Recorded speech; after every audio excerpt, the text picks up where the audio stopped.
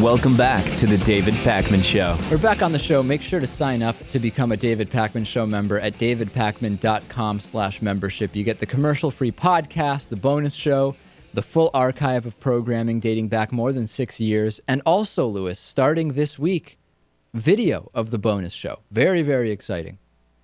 Big stuff. I want to talk about Chaz Bono on Dancing with the Stars. To give you the quick backgrounder on this, Chaz... That picture, I don't know about it. It's not the most flattering thing that we have up. But Chaz Bono was Cher's daughter and had a sex change operation, is now a man, and is invited to participate on Dancing with the Stars. Religious conservatives, you know what they're saying, Lewis, right? Already, I don't even have to tell you what religious conservatives say. Of course not. What are they saying?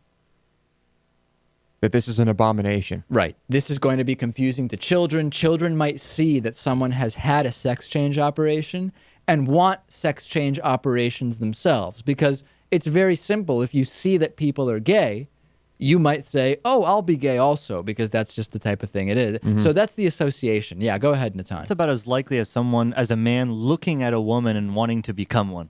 Yeah, exactly. It's the exact same. It's an absurd analogy. So that's the complaint we're hearing from some conservatives. Now, I want to be very clear that the discussion we're about to have, I'm simply asking questions and we're just kind of batting this around. I want to be clear that we fully support marriage equality. We fully support gay and lesbian rights, and oftentimes discussing sex change operations and transsexuals is wrapped in with discussions about gay rights. And for me, this is a completely separate issue that I want to discuss very specifically. And it is a very particular issue, and it's this, Lewis. When we say that someone who may have been born a woman, for example, in Chaz Bono's case, feels like they were born into the wrong body, and therefore they are going to have a procedure to change their gender to that of a man because that's what feels correct to them, there are schools of thought, many schools of thought, which say that that's legitimate. That is simply, that can happen. However, and I know this is a much used analogy, and some might consider it a slippery slope analogy. I know Lewis hates slippery slope analogies.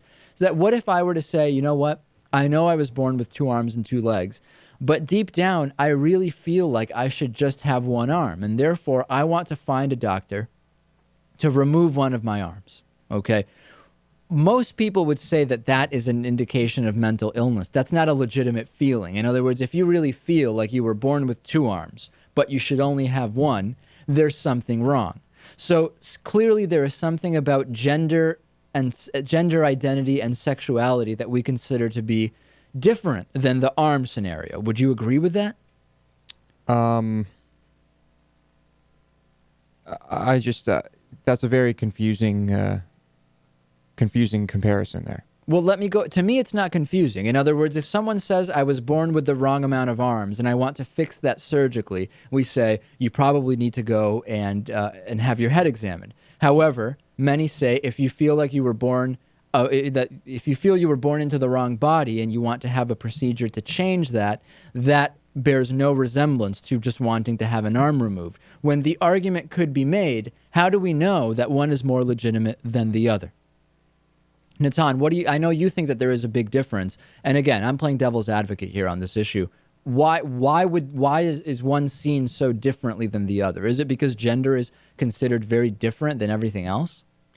Well, I think that it is different. Also, I would say that there's a long history of people being gay. Right. And there's I don't know how long of a history or how many cases of people wanting to change sex, but there are very few, if any, cases of people, thinking they should have a 3rd limb.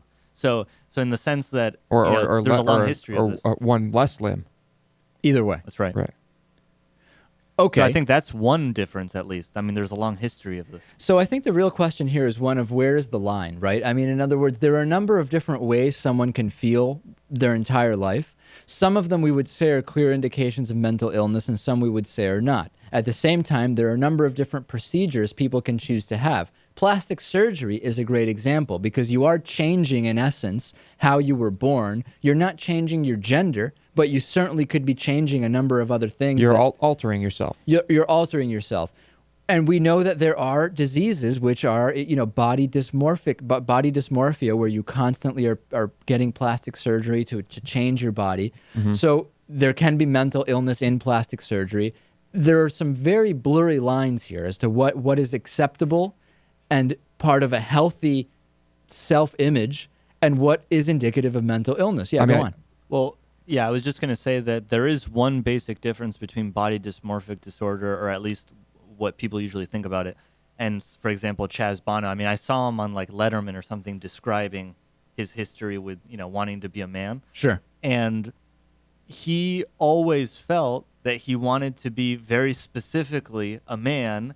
And when he started taking the hormone treatments, or she started taking the hormone treatments to become he. You got to get really close to the mic. Right. Yeah, I'm kissing the mic right now. Okay. So he/she started to feel that things were aligning themselves correctly, and he feels normal. Whereas body dysmorphic disorder, sometimes what happens is people constantly shift what they see in the mirror. Not that they have one thing in mind, but that they see themselves and they see something else. Sure, they make the change, and then it's still not right for them, and then they want something else done. Right. Sure. What were you going to add to this, Lewis? I was going to say the Botox thing is probably a better comparison with the limb thing, because you're doing something harmful, right? You're shooting a biotoxin into yourself, and if you were to remove a limb, it would be debilitating. And neither of those make sense to me. But when you feel that you're in the wrong body, chemically something's different in your brain. You look at your genitals and you say, well, what is that doing there? I mean, why should you be denied feeling normal? Well, when it won't be doing any harm to you. I absolutely want to hear from the audience on this one. I think that any claims that having Chaz Bono on Dancing with the Stars is going to influence children to say, I would like to change my gender, I think is completely bogus and absurd. I don't think that there is any reason to keep Chaz Bono off of the show because of anything like that. There's no reason to keep him off the show, period. It's bigoted and discriminatory.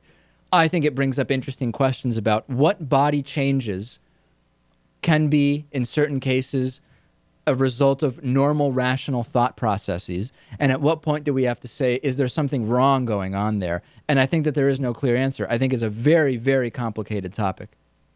Yeah, I guess it just comes down to what's socially acceptable. Let's go to... No, I don't think it's just a matter of that at all, actually. Yeah, Natan. I'll say one more thing. When I saw him on Letterman asked him, why didn't you consider maybe taking an antidepressant and seeing if that resolves whatever confusion you seem to have with your sex or what gender you are? Yeah. And he said, well, that wasn't really an option because I was depressed, but it's not that I was depressed because I was depressed, but because I wanted to be a man and I wasn't. And when I became a man, I stopped being depressed. So that was his answer to that. Yeah, and what would you say to that? What would you say to that? I mean, I'd say, well, I guess it worked. So then but then that opens up the natural question. Yes, would the person with one arm be happy? Right. Exactly right. What if that made the one-armed person happy? Then would we say that's fine too? I don't know. Again, I don't know where the line is, but we do have to move on.